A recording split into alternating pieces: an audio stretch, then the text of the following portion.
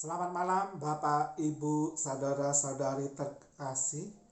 Malam ini kita bertemu kembali di program Renungan Singkat.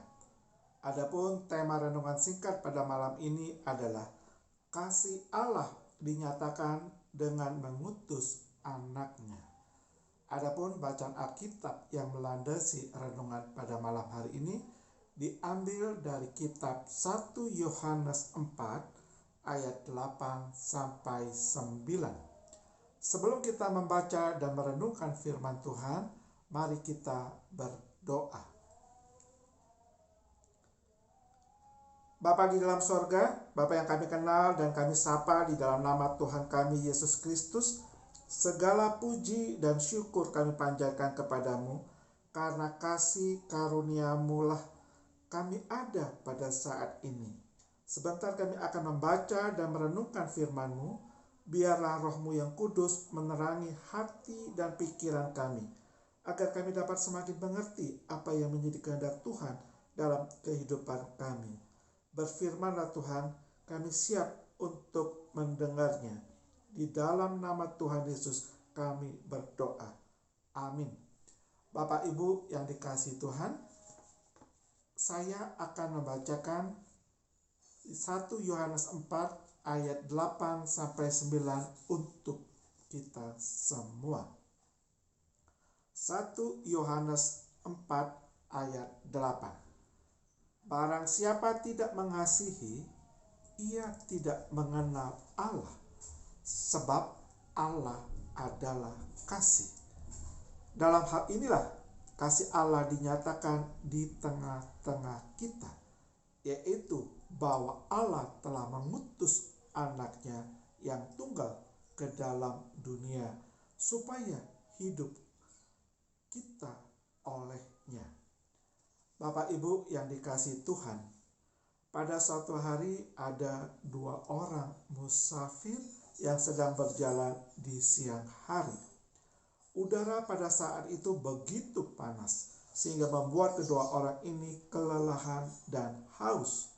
Apalagi sudah hampir setengah hari mereka berjalan kaki tanpa istirahat. Karena sudah sangat kelelahan dan haus, akhirnya mereka sepakat untuk singgah di sebuah rumah yang sederhana. Pemilik rumah tersebut sangat ramah dan baik hati. Dia menyambut dan mempersilakan musafir ini masuk dan beristirahat di dalam rumahnya. Kemudian pemilik rumah memberi mereka makan dan minum. Sebelum melepas kedua musafir itu kembali melanjutkan perjalanannya, ia juga memberi bekal makanan untuk kedua musafir itu untuk di jalan. Saat meneruskan perjalanan, seorang dari musafir itu menangis terharu, dan temannya pun bertanya, "Mengapa kau menangis?" "Aku terharu akan kebaikan pemilik rumah tadi. Dia begitu baik dan ini adalah suatu anugerah bagiku," jawab musafir sambil menyeka air matanya. "Anugerah," kata temannya. "Bukankah kita sudah sering mendapat pertolongan yang sama seperti ini dari orang lain? Untuk yang ini beda. Yang ini adalah anugerah bagiku, karena dulu aku pernah memukuli pemilik rumah tadi, tapi sekarang ia memberi aku makan, memberi bekal untuk kita di jalan." Bapak Ibu yang dikasihi Tuhan, apa yang didapat musafir yang satu lagi dari pemilik rumah adalah suatu kebaikan. Tapi apa yang diterima musafir yang tadi adalah suatu anugerah. Saudara-saudara, anugerah dan kebaikan itu berbeda. Anugerah adalah sesuatu yang diberikan saat kita tidak layak menerimanya. Anugerah selalu membuat hati kita terharu. Pada saat kita menerimanya, rasa terharu itu juga yang kita rasakan saat kita menerima anugerah dari Tuhan. Dosa pada mulanya membuat kita terpisah, berjarak dari Tuhan.